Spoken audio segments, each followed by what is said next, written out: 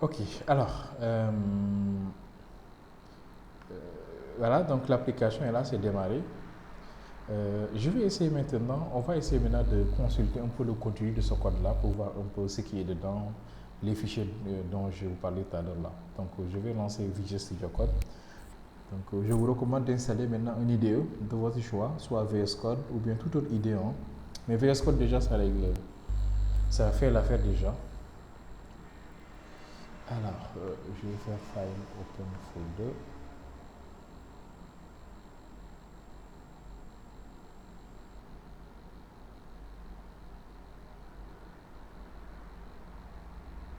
Ou Angular, Ionic,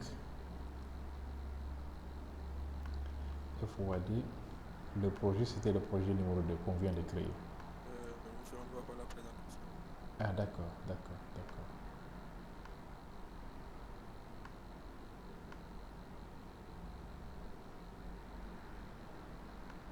Ok, donc j'ai démarré tout simplement mon IDE, puis j'ai ouvert le projet ici.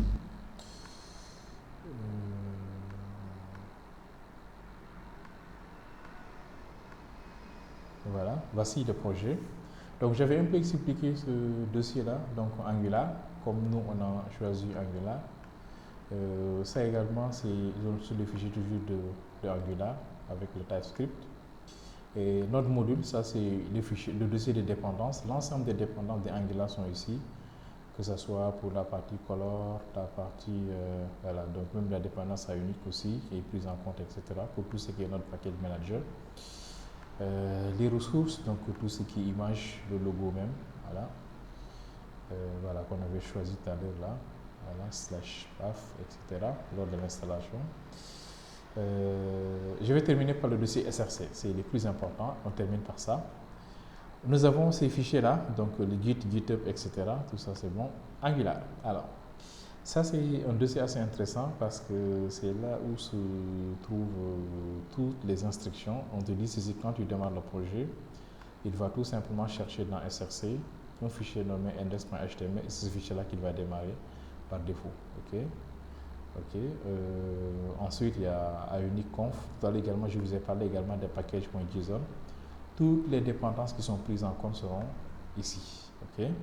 Là, comme moi j'ai la dernière version de Angular, la version 14, donc ici c'est ce qui est installé. Donc on peut faire un petit tour même des sites officiels, hein. Alors, donc aussi, comme Angular, documentation. Voilà, je vais au niveau du site officiel de Angular, voilà, il est là. Donc c'est angular.io.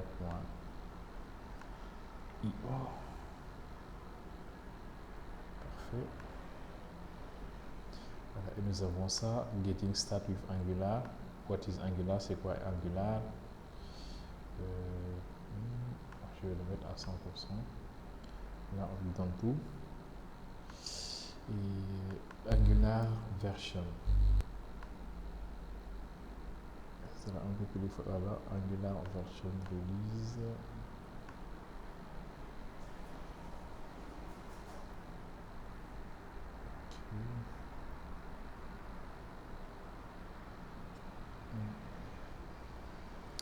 Non, 11 to truc, 11 to 12. Voilà, c'est là. Donc là, la version active, c'est la version 14 d'Angular, mais la dernière version LTS, quand même, c'est la version 13. Okay. Voilà. Et si c'est LTS, Long Time Support, sur 12 ans, plutôt sur 12 mois plutôt, la version sera maintenue, etc. Okay. Voilà, donc moi comme j'ai la version 14, Active Version, mais quand même, si vous avez jusqu'à la version 13, c'est bon, ou bien même 12, parce que ce sont les versions LTS, quoi. Okay. Voilà, même comme ils ont dit que Active N jusqu'à ça, bon, j'ai pris la version 14. Et ça, pour voir ça, vous venez au niveau du projet, vous allez voir la plupart Angular, comment vous allez voir 14, Angular pour 14, etc. Et il est possible, même si vous avez un 12, de passer à 11, plutôt, excusez-moi, de passer à 13. Si vous avez 13, de passer à 14, etc. Petit à petit, en fait, de manière graduelle. Okay. D'ailleurs, il faut qu'on installe ça comme ça, parce que si vous avez les bases en Angular, ça vous permet vraiment d'être très à l'aise avec Ionic. Voilà, très très à l'aise même. Voilà, allons-y maintenant au niveau du vif du sujet, c'est-à-dire la partie code. Si on devait coder maintenant une application mobile, qu'est-ce qu'on va faire? Si vous voyez ici, au niveau tout à l'heure du fichier Angular, on avait un fichier index.html, c'est ce fichier-là. Et dans ce fichier, vous allez voir l'HTML de base qu'on avait l'habitude de faire, HTML avec les balises link, les images, tout ce que vous voulez. Ne vous inquiétez pas, c'est exactement les mêmes que vous allez voir ici. Les icônes, etc., vous pouvez les changer sans problème, télécharger le logo de l'entreprise, ajouter les balises de base. Mais le plus important, c'est ça, la balise Uproot. Alors, Uproot, c'est quoi? C'est tout simplement, en fait, un sélecteur. Ça permet tout simplement de charger ce qu'on appelle un composant, un component. OK? Et les composants sont tout simplement dans ce qu'on appelle des pages en Ionic. Maintenant, pour les composants, pour les voir, il faut venir ici au niveau du dossier app. Tout le reste, c'est des accompagnateurs. Les assets, si vous voyez en fait ici, asset icône, c'est pour tout ce qui est image. Là, vous voyez image icône, donc l'icône est là, favicon. Donc, c'est l'icône même de Ionic qu'on utilise, c'est ça. Donc, si vous voulez modifier, vous savez ou modifier cette icône-là. Ok, ça c'est pour les environnements, c'est-à-dire production ainsi que l'environnement de développement. Voilà, donc ces environnements-là. Les thèmes, donc là les thèmes qu'on peut activer, le design global. Mais le fichier, le dossier le plus important surtout, c'est ce dossier app. Ok. Tout à l'heure, vous avez vu qu'à chaque fois qu'on clique sur app ici au niveau de l'interface là, ici.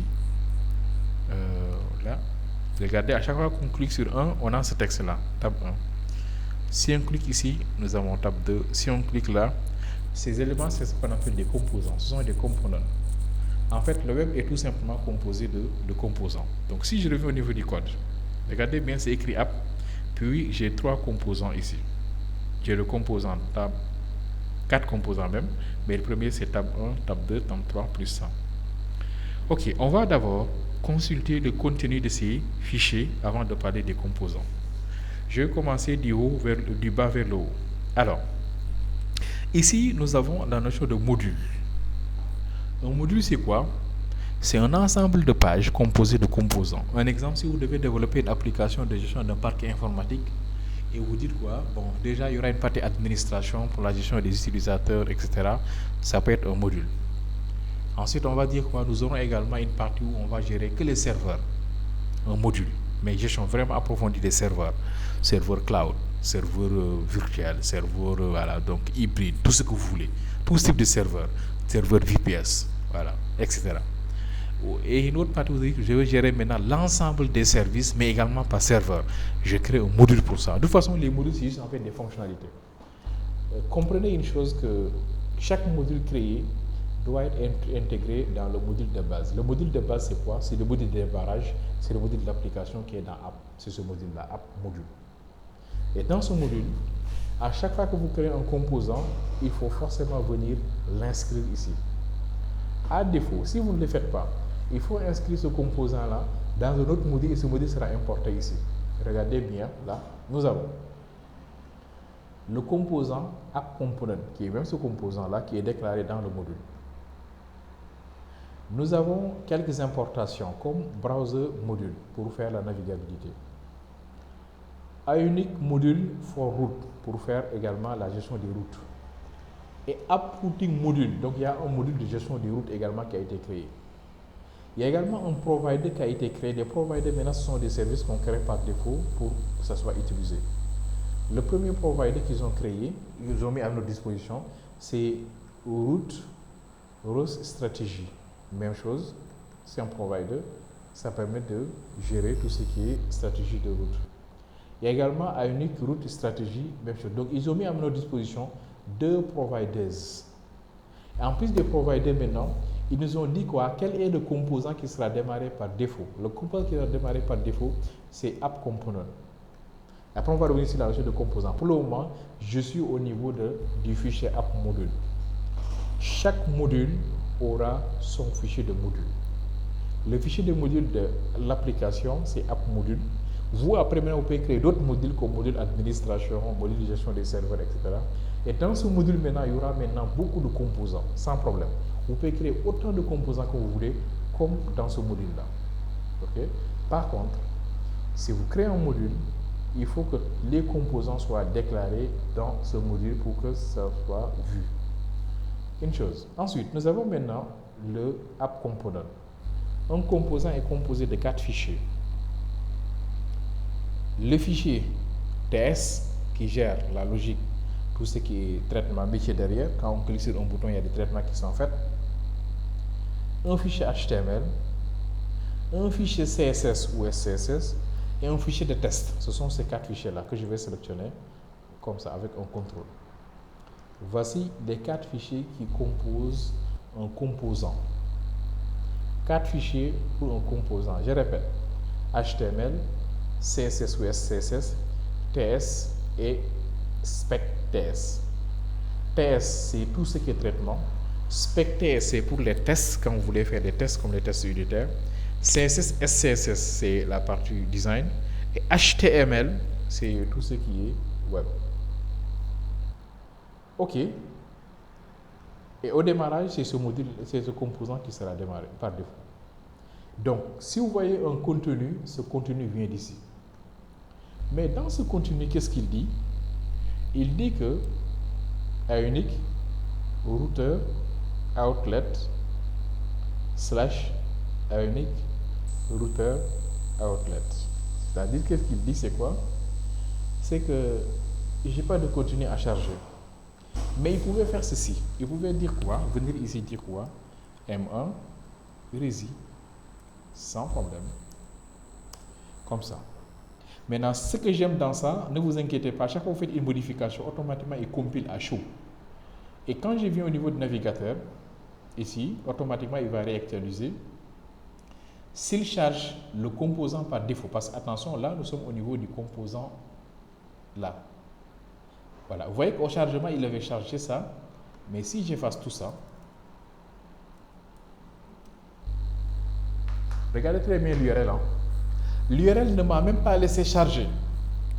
Mais tout à l'heure, lorsque c'était lent, je ne sais pas si vous avez constaté, mais c'était écrit ici M1 Resi en haut. Je ne sais pas si vous l'avez vu. C'est parce qu'il y a une redirection qui a été faite automatiquement, et on va voir ensemble où se trouve cette redirection. Ici, on l'a dit quoi? Quand on démarre par défaut, automatiquement charge ceci. On revient, c'est pas méchant, mais quand même, ça on va le garder, on va voir. Alors, si maintenant je fais ceci, mais c'est pas grave, ça va. Oui, je fais juste de faire ça, hein, pourquoi pas. Nous sommes en HTML, donc je peux faire des commentaires HTML sans problème, ça ne posera pas de problème du tout, je suis en HTML. Je reviens à la base toujours. Là, maintenant, je lui demande de ne plus faire de redirection. Au démarrage, reste au niveau de la page. On va voir ce qu'il va faire maintenant. Avec mon message M1 Resi. Ah, cette fois-ci, je vois très bien mon M1 Resi qui est très bien affiché ici. Là. Et il n'a pas du tout chargé le contenu. Malgré qu'il a fait une redirection, mais il n'a pas chargé son contenu. Cela veut dire quoi? Si vous faites des redirections d'un composant de base mère vers un autre composant et que vous ne chargez pas le contenu en bas, il ne sera pas chargé. Il a fait la redirection, après on va vous revenir sur ça. Mais vous avez vu que le M1 Resi est bien chargé. Pourquoi? Parce que j'ai commenté la section, là où on devait mettre le composant, je l'ai commenté. Voilà. Si vous commentez la section là où vous devez mettre le composant ne sera jamais chargé. Donc ça, je vais le virer, c'est bon. J'arrive à l'afficher sans problème, donc normalement il va afficher le truc dès qu'il réactualise l'interface en fait. Quoi. Ok, je reviens. Alors, donc j'ai dit qu'un composant est composé de ces 4 fichiers. Alors, est-ce que vous me recevez jusque-là? D'accord. Ok, donc je dis qu'un composant est composé de ces 4 éléments. Et à la racine, il y a alors juste deux fichiers qu'on a ajoutés, qu'on doit comprendre.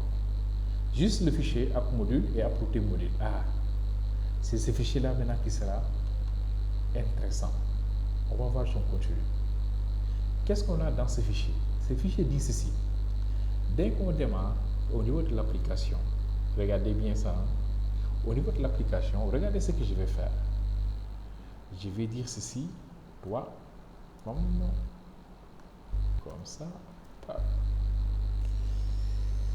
Ok, et à partir de là, pof, je dis qu'il n'y a pas de, routeur. Qu'est-ce que je viens de faire? Je viens de lui dire quoi? Il n'y a plus de routing, il ne faut plus faire des redirections vers des pages. Fais exactement ce qu'on t'a dit. Ce qu'on t'a dit, c'est quoi? C'est que quand on démarre le fichier, ici, HTML, quand on démarre ça, il te dit quoi? Va au niveau du composant et au niveau des composants, cherche au niveau du fichier TS, là où il y a AppRoot. C'est exactement ça qu'il va charger. Il va charger le contenu là. Et ce contenu, c'est ce que je vais faire. Je vais maintenant venir ici, écrire mon M1 comme ça. Regardez, je répète encore. Au niveau du fichier routing, j'ai complètement commenté la partie route. Et je lui dis qu'il ne faut plus prendre en compte le routing là avec les redirections. Moi, ce que je veux, c'est quoi? Au niveau de la partie HTML, qu'est-ce qu'on t'a dit? Ajoute, charge tout simplement AppRouting. Charge ça, c'est ce qu'on t'a dit. Et pour voir où se trouve AppRouting, va au niveau de HTML, ici, au niveau de TS, au niveau du composant, tu vas voir quelque part AppRouting, c'est ça qu'on appelle le selector. C'est même là, c'est un sélecteur en fait. Et si je reviens au niveau de mon application maintenant, on lui a demandé de ne plus faire de redirection. On va maintenant essayer d'aller au niveau de la page d'accueil et voir ce qu'il va faire ici.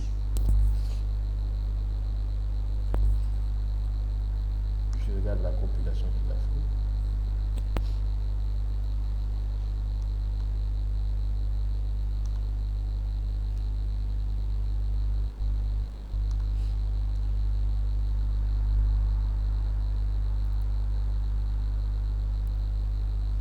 Ok, je reviens au niveau du code HTML. Alors, ça, je dégage. Ici, est-ce qu'il a... Voilà, il a recompilé, c'est bon. Navigateur. Voilà, et c'est bon. Voilà. Donc, c'est bon. Donc, il a bien affiché ça. Ce qui fait que si je veux, regardez bien, je vais vous montrer quelque chose vite fait. Je viens maintenant au niveau de la documentation officielle de Ionic. Ne vous inquiétez pas, vous allez très bien comprendre des choses. Allons-y par étapes. Et dès que vous comprenez des bases, après vous-même, vous allez jouer quoi. Aller chercher du code à manipuler en fait quoi. Donc, je vais mettre ici.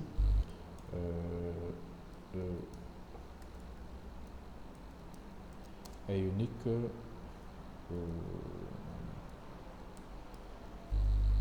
Un exemple input.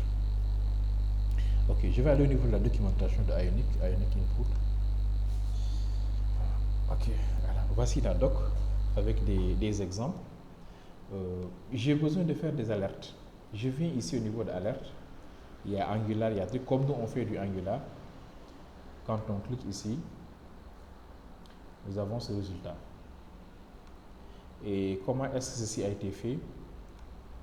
Voici le code HTML qui permet de le faire. Regardez bien ce que je vais faire. Hein. Je copie ce code. Je viens au niveau de HTML. Ici, je colle. Puis on dit qu'au niveau du fichier TS de composants, voici ce qu'il faut faire.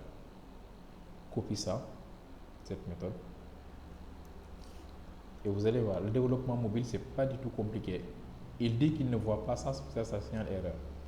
Je viens au niveau du fichier TS. À l'intérieur, ici, je colle. Je reviens. Il me dit d'ajouter ça aussi au niveau du constructeur. Ça, je l'ajoute ici à l'intérieur du constructeur, mais après il faut l'importer aussi. Pour l'importer, vous cliquez juste sur la lampe, add import, de ça. Import for Angular provider alert controller. Je pense que je vais prendre celui-là. Voilà, donc c'est bon. Normalement ici il n'y aura plus de problème. Et si je reviens même ici aussi au niveau de mon application, voilà. Maintenant il me dit ceci que Ionic Angular Provider Alert Controller in not found. Ok. Maintenant, à chaque fois qu'il vous parle maintenant de peut-être de ce genre de choses-là, soit vous visitez de nouveau le composant que vous avez ajouté. Est-ce qu'il n'y a pas un module à importer? Parce que regardez bien, voici le module que je dois importer. Vérifiez bien ça. Le module que j'ai importé, ce n'était pas le truc, c'est ce module-là que je dois importer. Il faut bien vérifier ça. Sinon, il allait me dire quoi? Il faut tout simplement ajouter tel module au niveau du fichier, comment ça s'appelle encore? Package. Donc, je vais prendre ce module-là que je vais remplacer par le module que j'ai utilisé. Ici, j'ai utilisé ça, mais je vais le remplacer. Voilà, le bon est là. Ok, en principe, si je reviens ici, au niveau de mon application, il n'y aura plus de problème. Voilà, le bouton est bien là. Et si je clique,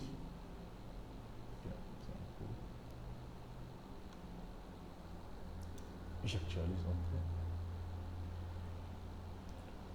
Voilà, c'est chargé. Si je clique, vous voyez que j'ai les résultats sans problème. Et ça, c'est dans le cas où peut-être comme les applications que vous créez, ou bien au niveau de votre téléphone portable, s'il y a un bouton, vous cliquez pour soit faire une transaction avec le truc d'Orange Money ou bien même de Wave, etc. On vous envoie des petits messages, ou bien n'importe quel type d'application. Vous voyez que pour les créer, il n'y a rien à coder. Mais il faut quand même comprendre. Attention, hein, ça ne suffit pas de copier-coller, mais il faut comprendre. Mais ne vous inquiétez pas, tout ce dont vous avez besoin, ils ont un site web pour ça, où on vous documente tout à 100%. Vous n'avez pas besoin d'être là à réfléchir comment est-ce qu'on le fait. Ça existe. Tout ce dont vous avez besoin, ils l'ont déjà créé, le code existe. Même le HTML, ils vont te montrer comment est-ce qu'on le fait. Le reste maintenant, c'est de voir comment l'intégrer et d'être à l'aise avec ça. Surtout, ces trucs-là, vous prenez le temps franchement de faire des recherches, vous pouvez être excellent en développement mobile. C'est pas du tout compliqué. Après maintenant, nous, là où on va en fait plus prendre du temps, c'est lorsqu'on va essayer de l'intégrer avec une application distante, comme Java, Spring Boot derrière. Vous savez que quand vous faites une transaction bancaire avec une transaction avec Wave, au niveau de votre téléphone portable, c'est par là où se trouve le solde. Vous mettez votre code, avec la connexion Internet, on vous donne le solde en temps réel. Ça vient d'où? Ça vient des serveurs de Wave qui sont développés derrière par une application back-end. C'est la même chose. Le plus souvent, les applications mobiles ne font pas beaucoup de traitements, à part afficher des trucs, faire quelques traitements, gérer la sécurité, l'authentification, pouvoir tout le temps rafraîchir l'authentification, etc. Bloquer si tu n'es pas connecté. C'est là vraiment où il y a du boulot. Et pour ça, ne vous inquiétez pas, il y a énormément, il y a des guards qui existent, il y a les intercepteurs qui existent en Angular. Voilà, donc il y a les modules qu'on peut créer, il y a la partie sécurité avec les JWT qu'on peut utiliser, il y a local storage qu'on peut utiliser, il y a tellement de modules qu'on peut utiliser au niveau front-end pour gérer la sécurité et ou bien bon, gérer même la navigation entre les différentes pages. Alors, je reviens. Ça, c'est juste en fait pour vous montrer qu'il est possible de personnaliser le petit truc qu'on avait ici. Vous avez vu qu'on avait quelque chose, mais j'ai complètement tout enlevé. Je vais faire un comeback, je vais faire un retour en arrière et après je vous montre maintenant pourquoi quand on clique sur les boutons là, on voit que ça bouge. Donc, je laisse tout ça. On sait là où on peut l'avoir. Donc, voici le code initial, c'est ça qu'on avait. Là aussi, je l'enlève. Je sais également là où je peux l'avoir. C'est juste un code qu'on a fait copier-coller. Donc, c'est pas méchant. Ok. En plus de ça, il y a quoi d'autre? Excusez-moi. Voilà, il y a aussi ça que j'avais commenté aussi. Je vais enlever ce commentaire-là. Voilà.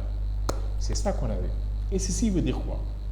Cela veut dire que le PAF, si on entre dans l'application, il faut tout simplement aller au niveau de Tabs et tu charges le module Tabs. Donc, regardez bien. Il faut aller au niveau de Tabs qui charge le module. Donc, Tabs est un module. Ça. Et si c'est un module, regardez bien, là je vous ai dit quoi? App module. Il y a également Tabs module. Et dans ce module maintenant, il y a ce qu'on appelle des composants. Il était même possible de les mettre dedans. Je répète. Le module application dit quoi? À chaque fois qu'on démarre, il faut aller démarrer le module Tabs. Maintenant, quand je viens ici au niveau de ce module-là, ici, là, qu'est-ce qu'il a dit? Il a tout simplement dit quoi? Ok, dès qu'on démarre, cherche tout simplement le routing de A unique et tu fais exactement ce qui est dit au niveau de Apple. Et Apple dit quoi? Que dès qu'on démarre, il faut tout simplement aller au niveau de ce module-là. Et le module est là.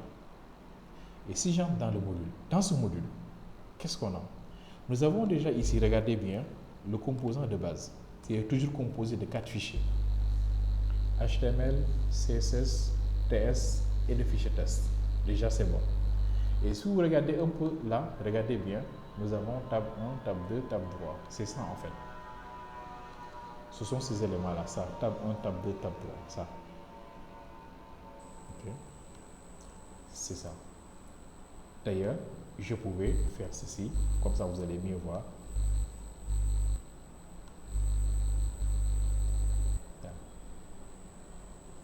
Je reviens. On attend un peu que ça s'actualise. Je vais augmenter un petit peu la taille à 150 même. Par contre, 150 se trouve. Je vais mettre à 100.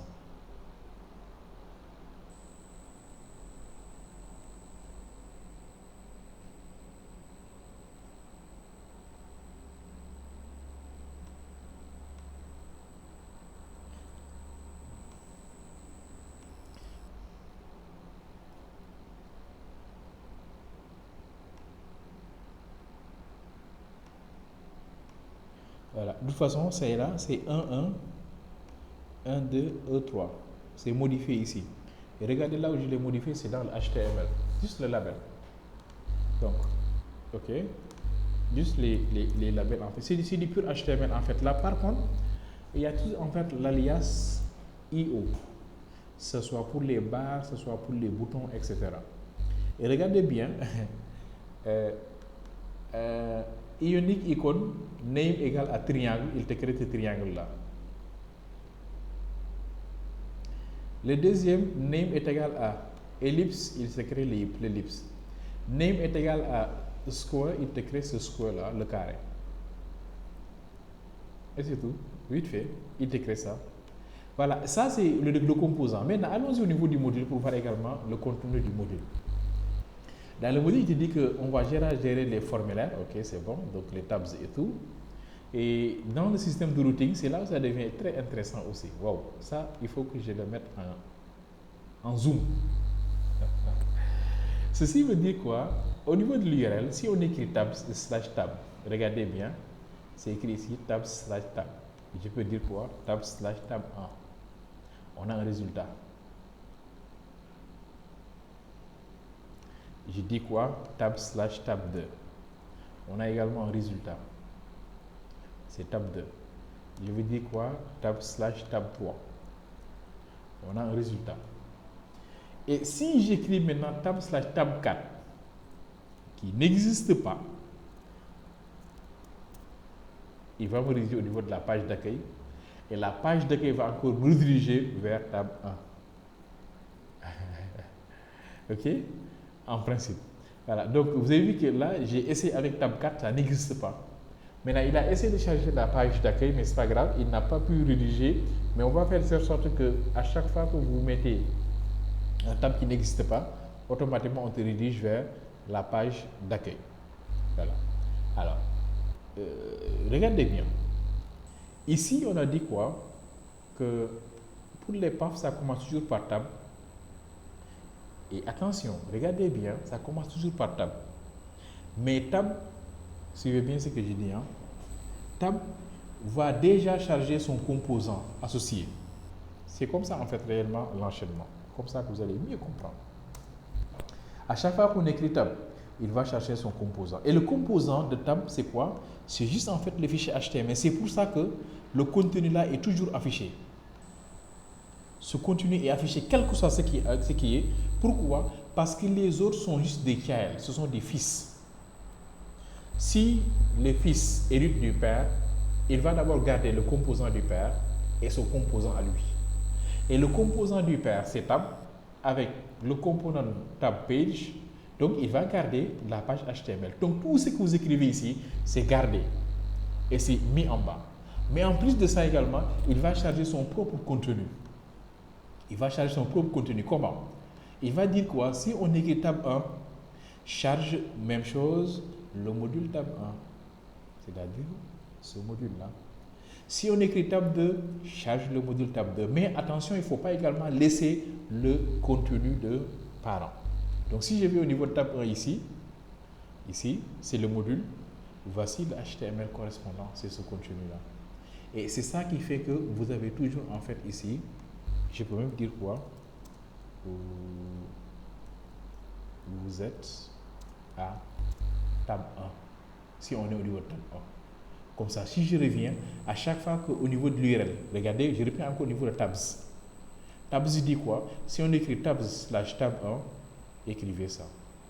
Je reviens, je suis à tab 1. On dit quoi? Vous êtes à tab 1. Si je viens ici, je suis à tab 2. Si je suis là, je suis à tab 3. N'empêche, ceci est toujours fixe parce que ça c'est tabs. Pourquoi? Parce qu'au niveau de l'URL, vous avez vu que c'est écrit d'abord tabs, c'est le module tabs, plus les autres modules.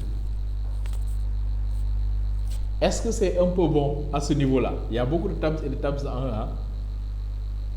Est-ce que vous suivez un peu?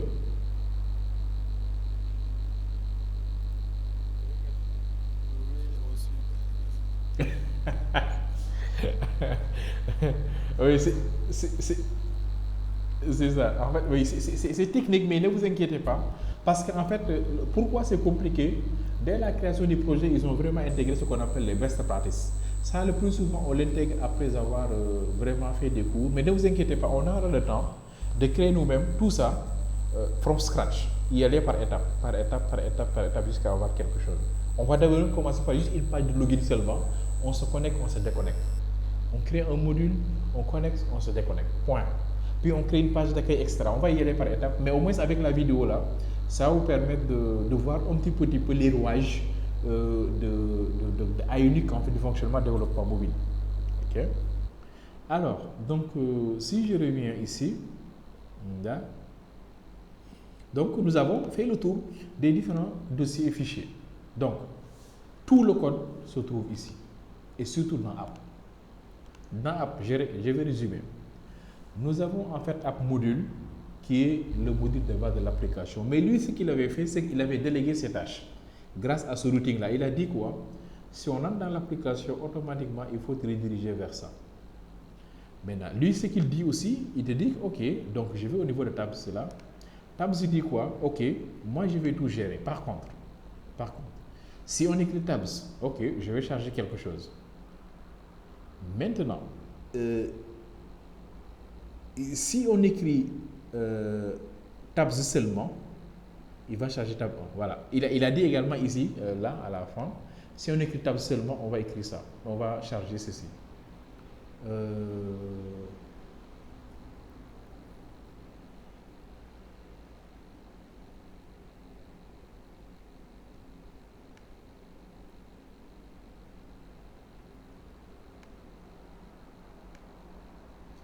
Paf, paf.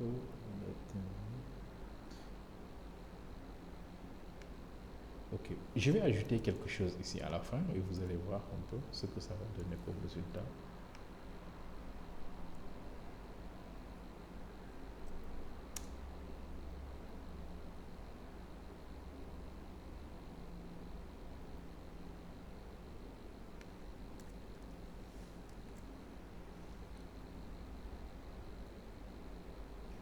Ah, c'est même là.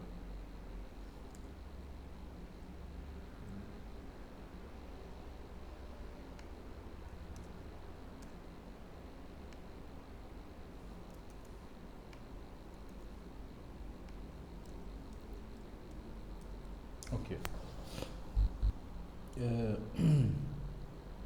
Tout à l'heure, j'ai dit ceci que si on écrit tabs, nous avons le résultat tabs par défaut. Si on écrit tab 1, nous sommes à tab 1, tab 2, nous sommes à tab 2, tab 3, nous sommes à tab 3.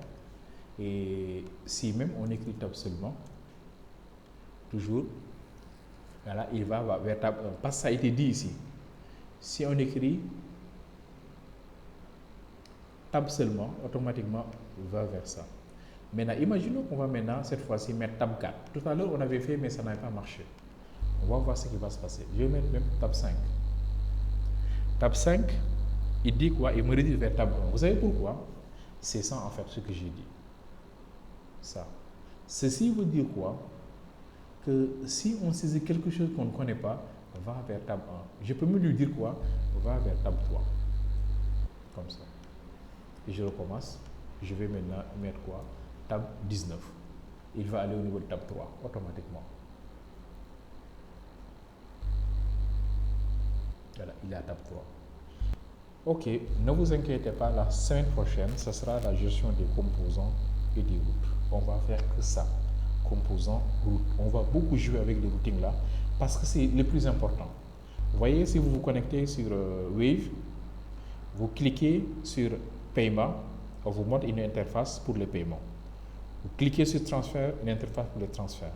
Vous voulez revenir, à chaque fois vous naviguez. C'est juste ça le développement réellement mobile. Juste la gestion des routes, quand on écrit ça, et si jamais maintenant la personne se trompe et écrit quelque chose qui n'existe pas, qu'est-ce qu'on doit faire?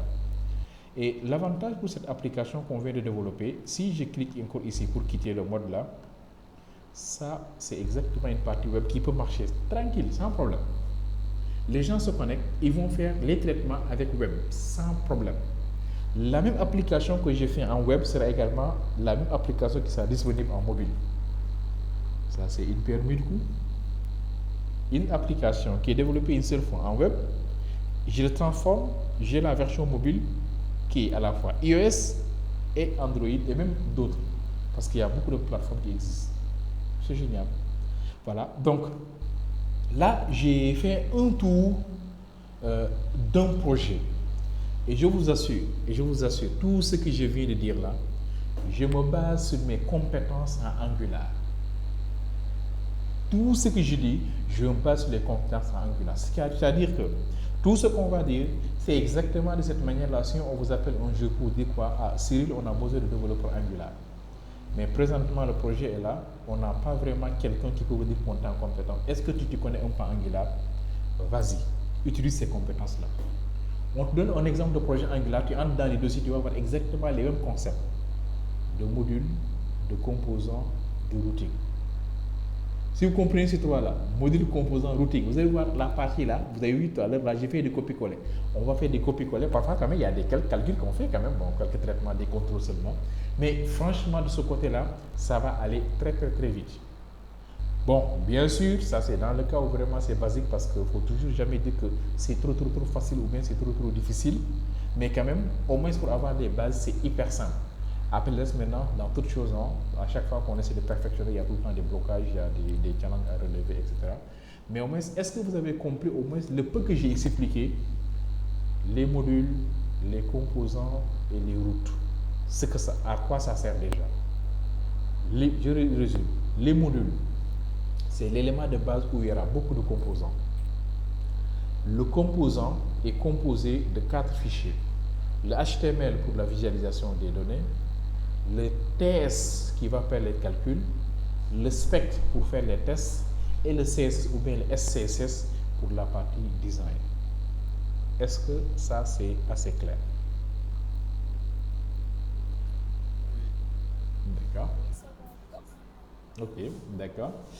Alors, il y a un autre qui est là, qui est caché ici avec son module lui aussi, où si on explore ça, voici son contenu. Ok, alors, celui également, c'est juste en fait un composant, toujours avec ces quatre là, et un module à côté. Je répète encore, ici au niveau de App Routing, voilà,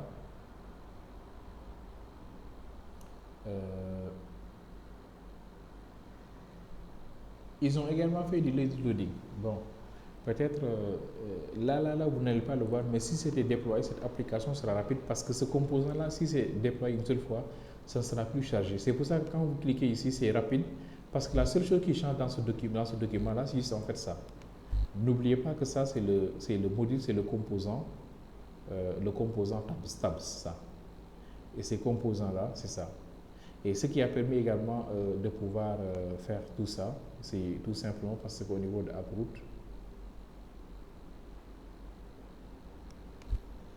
on avait routeur ou routelet. Ok, maintenant ce qu'on va faire, c'est qu'on va créer un autre projet. Et cette fois, ce sera un projet blanc. Il n'y aura absolument rien dedans. Rien du tout. Et dans ce projet, on va créer nous-mêmes une page de connexion avec un template. Et si on clique sur le bouton, on va afficher à la personne une alerte pour lui dire que vous avez saisi ça et ça. Ok, donc je vais venir ici pour arrêter le projet, c'est CTRL-C. Voilà, c'est bon. Donc je vais arrêter la vidéo pour démarrer une nouvelle vidéo, au moins pour que ça ne soit pas trop long, quoi.